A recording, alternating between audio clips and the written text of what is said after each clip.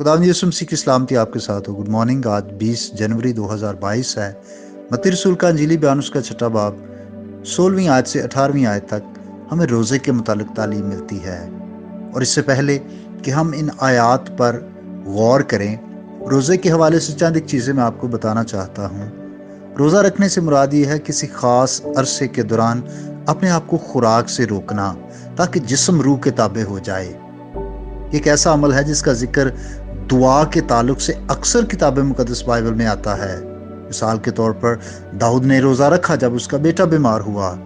इसी तरह मुकद्दस पालूस और मुकद्दस बरनबास ने रोज़ा रखा जब उन्होंने एक कलीसियाई मकामी कलीसिया में रूहानी बुजुर्गों को मुकर्रर किया।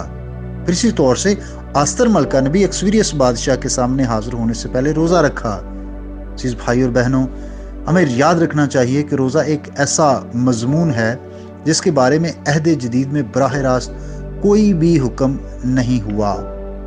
इस सूरत में ऐसा महसूस होता है कि रोज़े को हर शख्स के अपने इरादे और मर्जी पर छोड़ दिया गया है।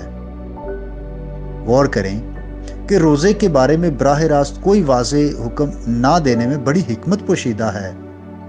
मिसाल के तौर पर एक गरीब और भूखे शख्स के पास जिसके पास शाज़ो नाज़र ही खाने के लिए रोटी हो, ऐसे शख्स को रोज़े रखने की तलकीन करना कितनी हैरानी की बात है।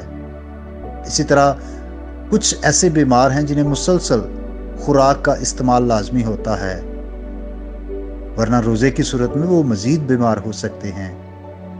इसलिए ज़रूरी है कि रोज़े के मामले में हर शख्स अपने दिल में कायल हो, और अगर दूसरे ईमानदार रोज़ा नहीं रखते तो उन्हें बुरा ना समझा जाए। सबसे ज़्यादा ज़रूरी जो पॉइंट है वो ये है कि जो रोज़ा रखते हैं उन्हें किसी किस्म की नमूदो नुमाइश के बगैर खामोशी और पोशीदगी में रोज़ा रखना चाहिए। दूसरों को उनके रोज़े का पता भी नहीं होना चाहिए। वो इस बात को याद रखें कि उन्होंने किसी इंसान के लिए नहीं बल्कि खुदा के लिए रोज़ा रखा है, और ये रज़ा कराना तौर पर है। याद रखिए कि हम निजात के हसूल के लिए रोज़ा नहीं रखते। अगरचे नए अहदनामे में रोज़ा रखने का हुक्म नहीं है, लेकिन अजर का जिक्र ज़रूर मिलता है, अजर का वादा है। याद रखिए, रोज़ा हमारी गफलत को दूर करता है और ये दुआया ज़िंदगी में बहुत मददगार साबित होता है।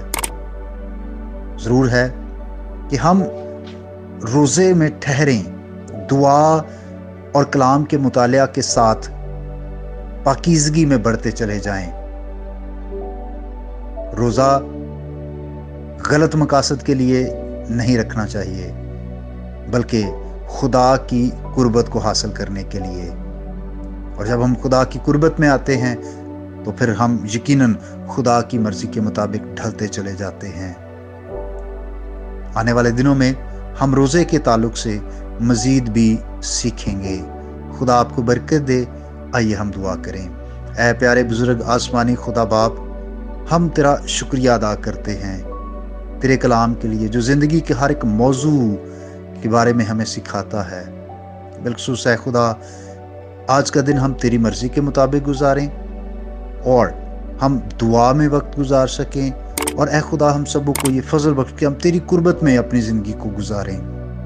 बिलखुसूस मैं तमाम भाई और बहनों के लिए जो बीमार हैं शिफा की दरख्वास्त करता हूँ, जो दुख तकलीफ़ में है खुदावंद उनके साथ उनकी मदद फरमा, और जो रोज़गार के सिलसिले में दूसरे शहरों में दूसरे ममालिक में हैं उन सब के लिए ऐ खुदा तेरी बरकत चाहता और मिन्नत करता कि ऐ खुदा आज का दिन ऐ खुदा तेरे लोगों के लिए बेशुमार नेमतें और बरकतें लेकर आए, यीशु मसीह के नाम से आमीन। मेरा नाम पास्टर बिशारत है और ये पैगाम आपको इवेंजेलिकल चर्च अटक की तरफ से भेजा गया। अब तक हमारा चैनल सब्सक्राइब नहीं किया तो अभी सब्सक्राइब करें और बेल आइकॉन को क्लिक करके हमारी लेटेस्ट वीडियोस के बारे में अपडेट जानें।